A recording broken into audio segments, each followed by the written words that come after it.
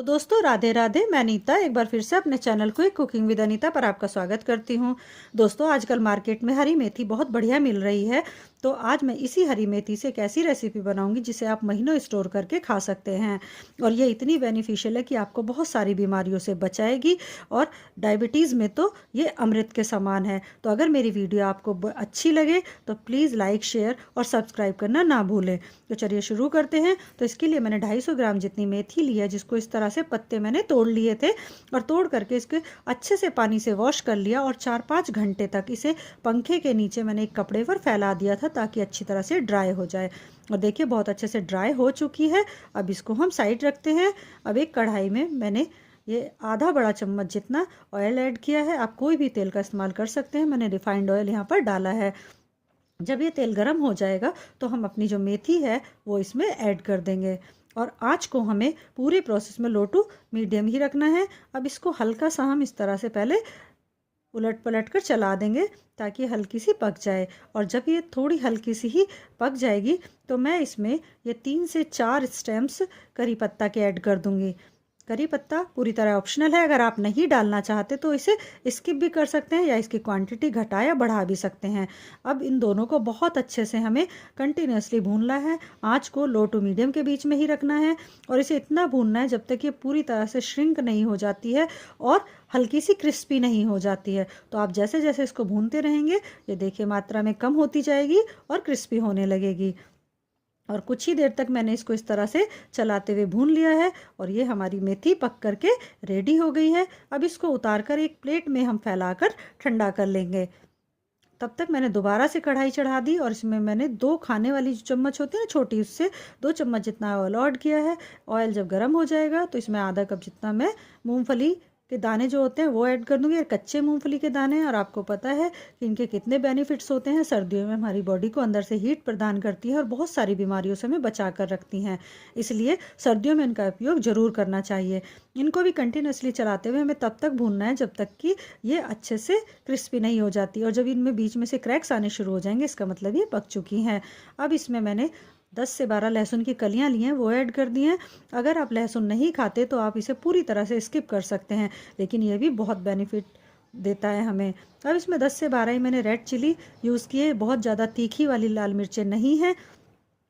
अगर आपको ये तीखी लगती हैं तो इसकी मात्रा आप कम या ज़्यादा कर सकते हैं, या यहाँ पर आप हरी मिर्च का भी इस्तेमाल कर सकते हैं। लेकिन हरी मिर्च का इस्तेमाल करने से आप इसे ज़्यादा दिन तक स्टोर नहीं कर पाएंगे, इसीलिए मैंने यहाँ लाल मिर्च डाली है। इनको भी तब तक पकाना है जब तक मिर्चें क्रिस्पी नहीं हो जाती और लहसुन का कलर हल्का सा चेंज नहीं हो जाता। ये भी पक के रेडी हैं। अब इसमें 1 चम्मच मैंने कच्चा जीरा ऐड किया है और थोड़ा सा हींग डाल दिया है। अब इनको भी हम अच्छे से भून लेंगे। आँच को यहाँ पर मैंने लो पर ही रखा हुआ है। हर चीज़ का पकने का जो टाइम है वो अलग है, इसीलिए मैं अलग अलग टाइम पर चीज़ों को यहाँ पर ऐड कर रही हूँ। थोड़ी देर में हमारा जीरा और हींग भी अच्छे से भुन चुके हैं। अब इसमें 1/4 कप जितना मैंने सफ़ेद तिल ऐड किया है। तिल के बारे में तो कौन नहीं जानता कि किसके कितने बेनिफिट्स हैं, और इसे सर्दियों में ज़रूर खाना चाहिए। ये प्योर कैल्शियम के सीड्स समझिए इनको, जो इससे हमें भरपूर मात्रा में कैल्शियम मिल जाती है। तो इनको भी हम भून लेंगे जब तक कि इसमें से चट चट की आवाज़ नहीं आने लगती। ये हमारे तिल भी भुन करके रेडी हो चुके हैं। अब हम गैस की फ्लेम को यहाँ पर बंद कर देंगे और बंद गैस की फ्लेम पर मैंने यहाँ पर 1/4 कप जितना ही डेसिकेटेड कोकोनट लिया है। इसको भी हम इसमें ऐड कर देंगे। ये अगर कोकोनट का पाउडर डाल रहे हैं तो फ्लेम को बंद करके डालें, और अगर आप सूखा हुआ नारियल यहाँ पर ऐड करें तो हल्की आंच पर उसको भी सेक लें। तो मैंने यहाँ पर पाउडर का यूज़ किया, इसलिए आंच को बंद कर दिया, क्योंकि कढ़ाई की हीट में ही अपने आप से भुन जाएगा। ये बहुत जल्दी से भुन जाता है। तो थोड़ी ही देर में मेरा नारियल का बुरादा भी भुन गया है। ये सब चीज़ें रेडी हैं। अब इसको हम साइड रख देंगे। अब मैंने एक मिक्सी का जार लिया और जो हमने मटेरियल बनाया था वो ठंडा हो चुका है, वो इसमें ऐड कर देंगे। ठीक है, ठंडा करके ही इसको पीसना है, नहीं तो इसका पेस्ट बन जाएगा। अब ये जो मेथी थी हमारी वो भी इसमें ऐड कर देंगे। देखिए आपको देखने से ही लग रहा है कि ये कितनी क्रिस्पी हो गई है, तो मैंने वो भी इसमें ऐड कर दी है। अब इसमें स्वाद अनुसार हम नमक ऐड करेंगे और मैंने 1 चम्मच यहाँ अमचूर पाउडर डाला है। आप इसकी क्वांटिटी अपने हिसाब से कम ज़्यादा कर सकते हैं कि आपको कितना खट्टा चाहिए। अब इसका ढक्कन लगाकर पल्स मोड पर इसे हमें पीसना है, क्योंकि हम इसका पेस्ट नहीं बनाना, हम इसे दरदरा सा पीस कर रेडी करना है। और कुछ ही देर में देखिए मैंने इसको पीस लिया है और देखिए कि एकदम दरदरा सा हमारा ये पाउडर बन के रेडी हुआ है। मतलब बहुत ज़्यादा इसका पेस्ट नहीं बना है, बस ऐसा ही हमें इसे पीस करके तैयार करना है। एकदम परफेक्ट ये बन करके तैयार हुई है। इसको अब हम एक प्लेट में निकाल लेंगे और ये हमारी मेथी की ड्राई चटनी बन करके तैयार है। आप इसे महीनों एयरटाइट डब्बे में स्टोर करके खा सकते हैं। ये देखिए, और ये बहुत स्वादिष्ट लगती है और बहुत बेनिफिट्स हैं इसके। लेकिन इसका एक यूज़ मैं बताती हूँ आपको। आप इस तरह से गेहूं के आटे का एक पेड़ा लीजिए, नॉर्मल गेहूं का जो आटा होता है चपाती बनाने के लिए, उसको इस तरह से हल्का सा बेल लीजिए। उस पर थोड़ा सा आप घी स्प्रेड करिए और घी डालने के बाद में इसमें मैं 1 से 1.5 चम्मच ये अपनी मेथी की जो चटनी बनाई है उसका पाउडर ऐड कर दूंगी और इसको चारों तरफ से कवर कर दूंगी। मैं यहाँ इसको चौकोर शेप दे रही हूँ, आप किसी भी शेप में इसको कवर कर सकते हैं। बहुत आसानी से कवर हो जाता है। कि इस तरह कवर करके इसको हाथों से इस तरह फ्लैट करेंगे और फ्लैट करके इसको हम सूखे आटे में हल्का सा डस्ट करके इसको बेल लेंगे। देखिए, बिलने में बिल्कुल भी दिक्कत नहीं करता है, ना इसकी स्टफिंग बाहर निकलती है और ना ही ये बिलने में कोई प्रॉब्लम करता है। बहुत आसानी से बिलकर रेडी हो जाता है। देखिए, मैंने इसको अच्छे से बेल लिया है। ये रेडी है मेरा पराठा।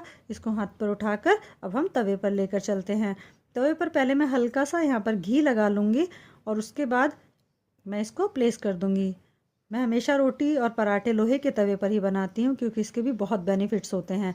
अब एक तरफ से सिकने के बाद ये जब पलट जाएंगे, दूसरी तरफ से फिर इसे पलट देंगे और देखिए एक तरफ घी लगाएंगे इस तरह से और दूसरी तरफ भी। तो इसी तरह से घी लगाकर दोनों तरफ से उलटते पलटते सेक देना है और ये बहुत ही स्वादिष्ट हमारा मिनटों में मेथी का पराठा बन करके तैयार हो जाएगा।